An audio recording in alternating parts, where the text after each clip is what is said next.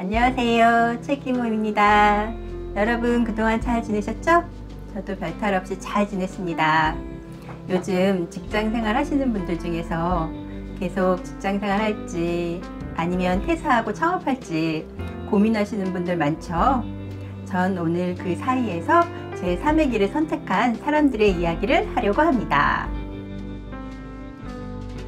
이번에 제가 리뷰할 책은 경제 전문 기자인 세라 캐슬러의 직장이 없는 시대가 온다입니다. 저자가 2011년부터 2017년까지 거의 6년 동안 경제와 관련된 5명을 심층 취재해 그들의 고난과 성취에 대한 감동적인 스토리를 전해 마치 다큐 루포를 보는 듯한 생생한 기분으로 이 책을 읽을 수 있었습니다. 세계 경제 전문지인 이코노미스트는 10년 후 세계 인구의 절반이 프리랜서로 살아가게 될 것이라고 합니다. 이 책을 통해 기경제의 가능성과 위험성을 동시에 조망하면서 더 나아가 우리 사회의 경제와 노동의 미래에 대해 알아보고자 합니다. 우선 책 표지에 긱드라고 되어 있는데 긱과 기경제의 의미 먼저 보시죠. 긱이란 본래 1920년대 미국의 재즈 공연장에서 단기 계약으로 연주자를 필요에 따라 섭외해 공연하던 것이며 이후 긱은 임시로 하는 일을 말합니다. 긱 경제는 기업들의 필요에 따라 단기 계약직이나 임시직으로 인력을 충원하고 그 대가를 지불하는 형태의 경제이고 최근에는 온라인 플랫폼 업체와 단기 계약 형태로 서비스를 제공하는 것을 의미합니다. 가령 이전에는 제품을 소개하는 작가를 고용해야 했지만 이제는 플랫폼을 통해 건당으로 글을 쓰는 사람을 구하는 것입니다. 우선 서문인 노동을 사고 파는 시대 중 일부를 읽어드리겠습니다.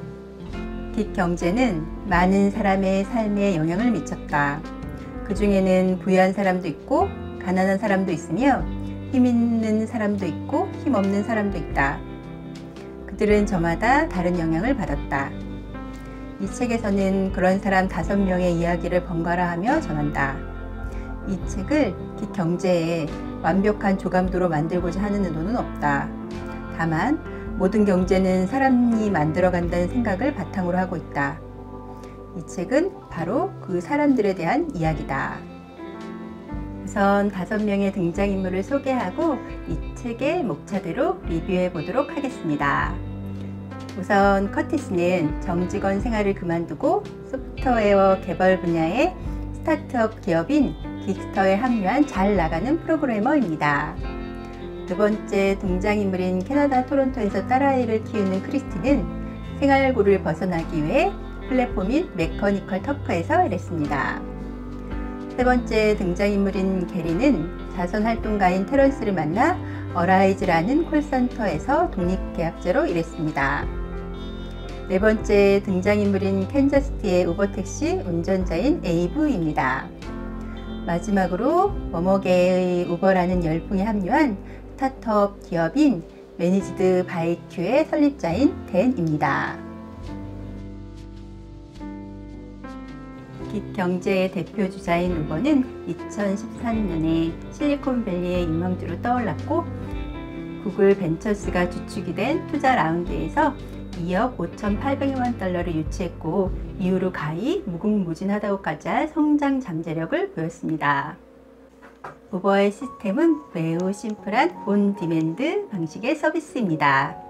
우버의 기사들은 독립계약자로 일하고 싶은 만큼 일하고 일한 만큼 돈을 벌면 되므로 교대 근무도 없고 상사도 없고 제약도 없다고 합니다. 성공한 스타트업인 우버의 탄생으로 우방 기업이 우후죽순으로 생겨나 뭐뭐뭐계의 우버가 대유행하여 가령 정관리계의 우버, 배달계의 우버, 경비행기의 우버 등 표방한 기업들이 많이 생겨났습니다. 우버 기사들을 영입하기 위해 긱 경제의 복음처럼 알려진 독립성, 유연성, 자유로움이라는 장점을 내세웠습니다. 커티스 등 5명을 처음 만났을 때는 모두 긱 경제의 프리덤을 누리고 있었습니다. 이렇게 삶에 일을 맞추는 장밋빛 미래가 도래할 것으로 기대했지만 현실은 녹록지 않았습니다. 우버 기사들은 독립계약자로 분류되어 차량을 자비로 렌트하고 연료비까지 부담해야 했으므로 2016년 우버의 내부 자료에 의하면 우버 기사의 수입은 월마트의 풀타임 평균 수입에 조금 못 미치는 수준이었다고 합니다. 또한 풀타임 정규직 노동자에게 적용되는 복리후생이나 퇴직연금 같은 제도는 그림의 떡이라고 합니다.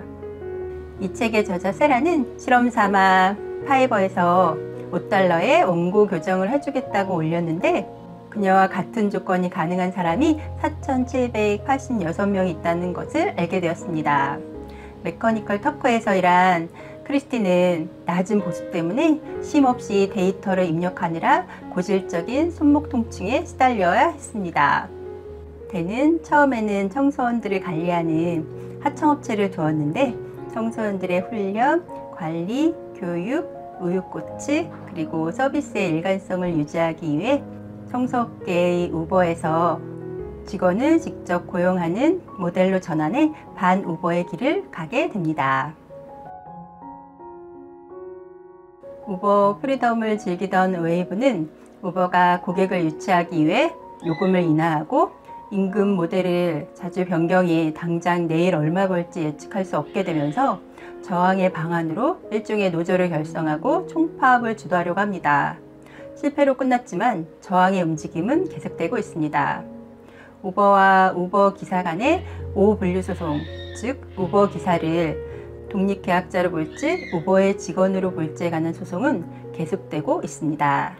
2016년 무렵에는 정치권이 긱경제에 대해 주목하기 시작합니다. 2016년 대선을 앞두고 민주당 경선 당시 힐러리 클린턴은 첫 번째 경제정책 연설에서 남는 방을 빌려주고 웹사이트를 디자인하고 집에서 만든 상품을 판매하고 심지어는 자기 차를 운행해서 추가 소득을 올리는 사람들에 대해 이야기한 후 직원을 독립계약자로 5분류함으로써 착취하는 고용주, 한수를 더 떠서 임금을 착복하는 고용주를 일벌백계 하겠습니다 라고 노동자 분류 문제에 대한 민주당의 노선을 언급했습니다. 이에 반해 도널드 트럼프가 대통령에 당선된 후 공화당 의원들은 독립계약자가 독자적으로 보험에 가입하는 것을 더 수월하게 하는 법을 폐기할 계획임을 밝혔다고 합니다. 독립계약자 노동자 지위를 보호하기 위해 제3의 노동자 유형이나 이동형 복지 논의가 나오고는 있으나 아직 특별한 결과가 도출되지 못하고 있습니다. 왜 이렇게 결과 도출이 늦은지 노동의 미래에 관한 토론에 참가한 전문가들의 의견을 들어보시죠. 사회 안정망과 노동자 분류법이 시대에 맞지 않는다는 건 동의했지만 실제로 그것을 변화시키자면 정치적 노선이 다른 민주, 공화 양당이 세부 사항에 합의해야 하고 실험을 통해 타당성이 검증되어야 하며 더딘 입법 절차를 통과해야 하므로 몇 년이 아니라 수십 년이 걸릴 수도 있다고 합니다. 이 지점에서 왜 우리가 정치에 관심을 갖는 것이 중요한지 알 수 있습니다. 노동이 결국 자동화로 대체되어 간다고 할 때 기계를 구입하는 비용이 저렴해지기 전까지 최대한 저렴하게 사람을 고용하는 임시 반편이 긱경제인지도 모르겠습니다. 우버는 2016년에 자율주행차에 승객을 태우는 테스트를 시작했고 GM, 토요타, 구글은 모두 2020년이면 자율주행차가 도로에서 운행될 것으로 예상하고 있습니다. 자동화의 규모와 영향은 직업별로 큰 차이가 있겠지만 거의 모든 직업이 자동화의 영향을 받게 될 것이라고 예측하고 있습니다. 2017년경에 만난 5명의 근황이 나오는데 모두 긱경제를 떠난 모습입니다. 직장이 없는 시대는 누군가에게는 자유와 유연성, 경제적 이익이 보장되는 삶이고 또 누군가에게는 실업에 대한 차악의 선택일 것입니다. 우리가 사회와 경제의 미래에 대해 미리 알고 준비해야 하는 이유입니다. 끝까지 영상 함께 해주셔서 감사합니다. 지금까지 책이 제게 전해준 행복과 행운을 여러분께도 전하고픈 책 이모였습니다.